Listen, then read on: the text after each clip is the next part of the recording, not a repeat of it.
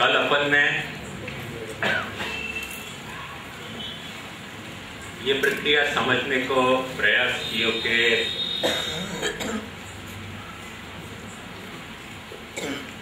ब्रह्म के रूप में जो सिद्ध है, वो सिद्ध जो है पदार्थ, वो कौन सी प्रक्रिया से परमात्मा बने और कैसे वो भगवान बने, सब मिला के या दृष्टिकोण से अपन देखें तो 6 फैसेट्स वाकई हुए हैं।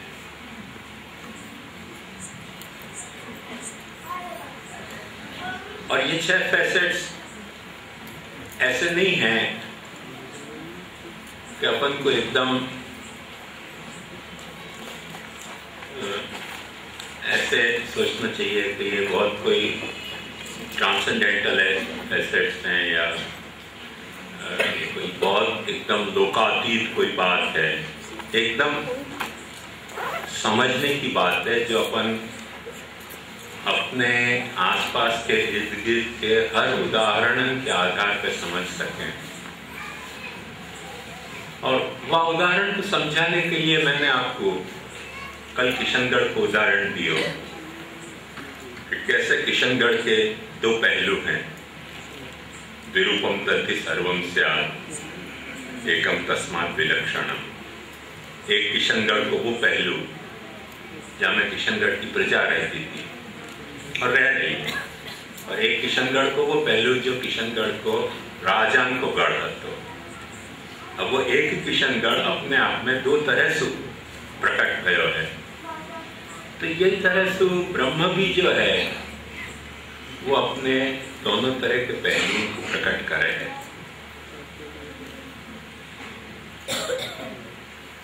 एक सीधी सी बात है कि जब अपन कोई मनुष्य की बात करें तो मनुष्य की जब अपन बात करें तब अपने सामने कभी यह सवाल नहीं आवे है कि मनुष्य यानी कौन को मनुष्य, क्योंकि मनुष्य कोई को मनुष्य नहीं हुआ है, मनुष्य अपने आप में मनुष्य हुआ है। पर जा वक्त अपन कोई मनुष्य के बारे में ये बात करें, ये मनुष्य भाई है, या ये मनुष्य पिता है, या ये मनुष्य माँ है, या ये मनुष्य बेटी है, या गुरु है, या शिष्य है, तो हर वक्त एक प्रश्न आएगा कौन को। अब देखो एक ही मनुष्य वाकई मनुष्य होने के पहलू में कौन की अपेक्षा नहीं रखे है, तो वही मनुष्य माता पिता होने के अर्थ में, पुत्र पुत्री या भाई या गुरु शिष्य होने के अर्थ में हर वक्त ये अपेक्षा रखे कि कौन को पिता, कौन को माता, कौन की माता, कौन को भाई, कौन की बेटी, वहां अपेक्षा हो जाए। ये 2 पहलू जो हो जा रहे हैं, या के कारण क्या व्यक्ति बदल रहा है। जहां मनुष्य को अपन मनुष्य समझ रहे थे, वही मनुष्य जहां वक्त शादी कर रहे है तो पति हो जा रहे हो। तो अब अपन ऐसे तो नहीं सोचेंगे ना कि 2 मनुष्य हैं, एक पति है और एक मनुष्य है। वही मनुष्य को मनुष्य होने में कोई की अपेक्षा नहीं होती, पर पति होने में वाकई पत्नी की अपेक्षा हो गई। यदि कोई की पत्नी नहीं है तो बैठे बैठाए कोई मनुष्य पति नहीं हो सके। ये बात तो ख्याल नहीं ना। तो पति होने को जो फिनोमिना है मनुष्य के, वो साध्य फिनोमिना है। अपन विवाह को साधना नहीं कह रहे हैं। बाकी यदि साधना कहते होते तो विवाह की साधना सुसाध्य जो है वो पति होने को फिनोमिना है, विवाह की साधना सुसाध्य होने को पत्नी होने को फिनोमिना है। तो जब साधना सुसाध्य होने को फिनोमिना है तब वो कौन को खुलासा कर सके।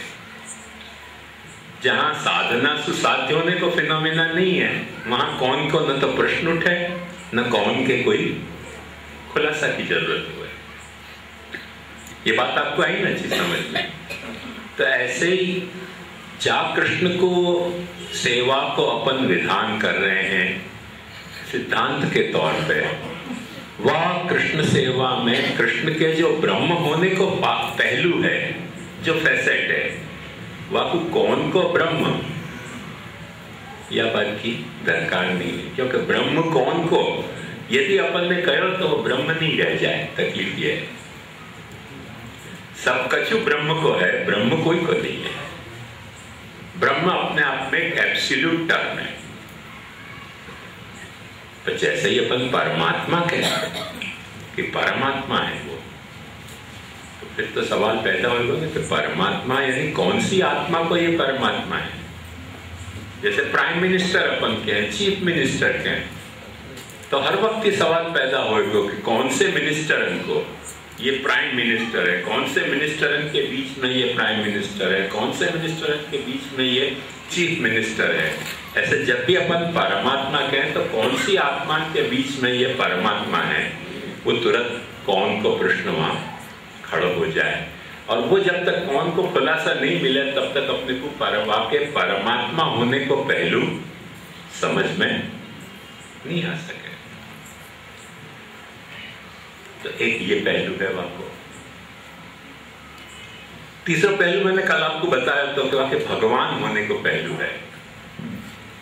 तो वो भगवान होने को पहलू यासु भी ज्यादा कॉम्प्लेक्स है, पैसे है वहां। तो क्यों कॉम्प्लेक्सिटी वहां में आ रही है? क्योंकि मैंने आपको बताया कि कोई एक क्रिया ऐसी है कि जो या छोर पे कोई को भक्त बना रही है तो वह छोर पे कोई को भगवान बना रही है। मैं हर वक्त एक उदाहरण या बात को देना पसंद करूं कि नॉर्मली अपन ऐसे सोचे हैं कि काका जो है वो बड़ो हुए और भतीजा छोटो हुए, पर लॉजिक वापरोगे ना तो जादिन भतीजा पैदा हुए वाके बाद कोई व्यक्ति काका तरीके पैदा हुए तो काका एक्चुअली छोटो हुए, भतीजा बड़ो हुए। यदि भतीजा नहीं पैदा भयो तो वो व्यक्ति काका तरीके पैदा नहीं हो सके, मनुष्य तरीके होए को पहले से 5 साल 10 साल 15 साल 25 साल पहले हो सके। पर यदि वह काका तरीके पैदा होना है तो आपकी पहली शर्त है कि वाकु कोई भतीजा पैदा होना चाहिए। भतीजा जब पैदा हो जाए वाके बाद वो व्यक्ति काका तरीके पैदा हुआ है, या तो काका जो है वो छोटो है और भतीजा एल्डर है, वो यंगर है। लॉजिकली अपन को क्या है कि वाकई उम्र को ख्याल आके इतना सब हावी हो जाए कि अपन ये समझे कि नहीं काका मैंने तो हाथ जोड़ने लायक बड़ो। पर लॉजिकली सोचोगे ना तो भतीजा बड़ो और काका छोटे हो गए। और ये बात सिर्फ काका पे लागू हो रही है ऐसे नहीं, ये बात माता पे भी लागू हो रही है, ये बात पिता पे भी लागू हो रही है। हमारे दादाजी एक बड़ी मजेदार बात यही कहते हैं कि जो गुरु पढ़ा रहे हो है वो तो पढ़ रहे हो है, और जो शिष्य पढ़ रहे हो है वो पढ़ा रहे हो है। क्योंकि वो पढ़ रहे हो है करके गुरु में पढ़ाने को संबंध गुण पैदा हो रहे हैं। यदि कोई पढ़ने ही वाला नहीं हो तो गुरु क्या पढ़ाएगा, कौन को पढ़ाएगा नहीं तो गुरु कैसे। तो वाकु गुरु बनाने वालों, कोई व्यक्ति को गुरु बनाने वालों वाको शिष्य है जो वाकु गुरु बना हुआ है। ऐसे वो जो ब्रह्म है, वो जो परमात्मा है, वाकु भगवान तरीके पैदा करने वाले, वाकु भगवान तरीके पैदा करने वालों भक्त है। ये बात समझ में आई ना आपको?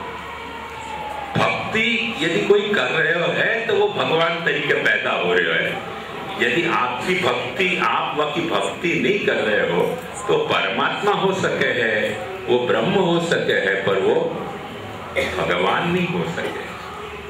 क्योंकि भगवान एग्जैक्टली वही फैशन की कोई बात है, वही फैशन का कोई गुण है कि जो कोई के कारण पैदा कोई में हुए है। अब अपन क्या है, भगवान जो है वो जगत पिता है, पर भगवान यदि जगत पिता भी हो तो भी जगत के पैदा होने के बाद ही तो जगत पिता हो सके ना। जगत पैदा नहीं हुए और भगवान पिता हो जाए, ऐसे थोड़ी हो सके, ऐसे तो हो नहीं सके।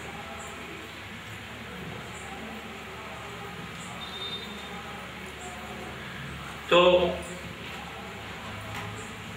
भगवान होने को पहलू मैंने आपको कल ये समझाया कि भजन की प्रक्रिया ऐसी है कि वो या बाजू आपको भक्त बनावे है भजन करने वाले को, तो वाह बाजू जाको भजन कियो जा रहे है वाकू भगवान बनावे है।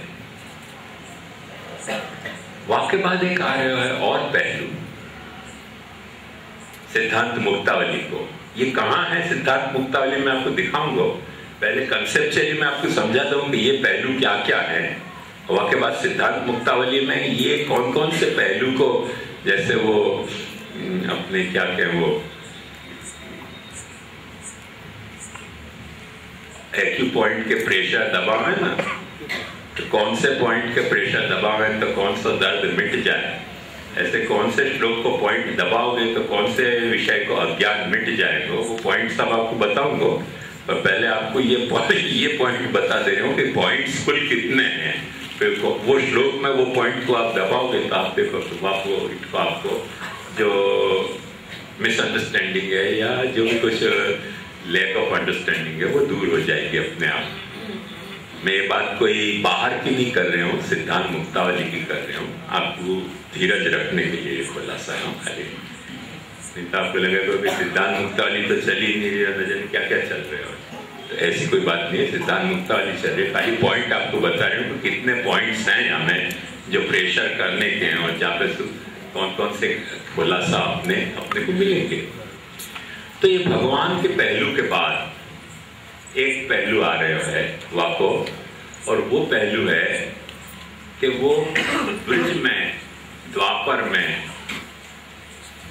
कृष्ण तरीके अवतीर्ण भयो। अब देखो कृष्ण तरीके अवतीर्ण भयो, अक्सर अपन लोगों को तो क्या है बरसनसु वाह तरीके की उपदेश और वाह तरीके की अपनी विचारधारा रही है।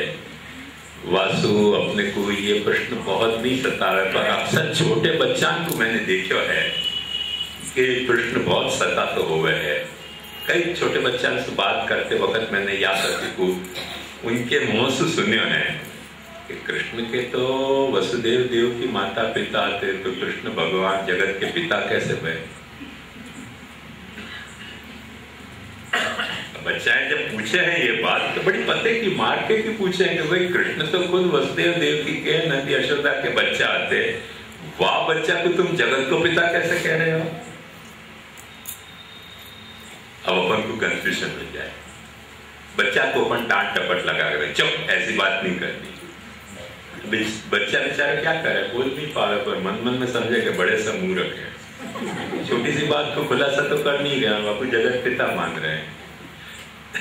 बच्चा को ये तकलीफ बहुत हो। कई बच्चा के मुंह से मैंने या तरीके की आर्गुमेंट सुनी है कि कृष्ण यदि भगवान है तो वो तो दुनिया में पैदा हुए, वसुदेव देव की को नंद यशोदा को, वो दुनिया को पैदा करने वाले भगवान कैसे हो सके। बहुत जेन्युइन क्वेश्चन है, सिंसियर क्वेश्चन है और इंटेलिजेंट क्वेश्चन है, पर अपने को वहां को सॉल्यूशन समझना चाहिए कि कैसे वो है,